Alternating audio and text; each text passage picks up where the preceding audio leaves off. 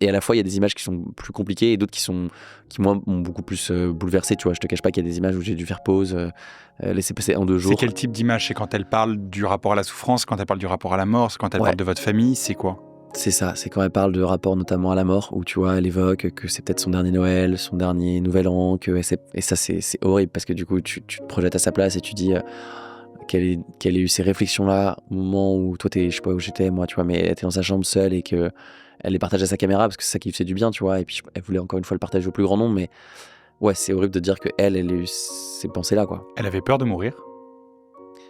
Ouais, je pense. Enfin, en fait, aujourd'hui, je sais toujours pas à quel point elle m'a préservé de ce sujet dont on parlait pas ensemble, et à quel point elle avait conscience ou pas qu'elle allait potentiellement, probablement nous quitter.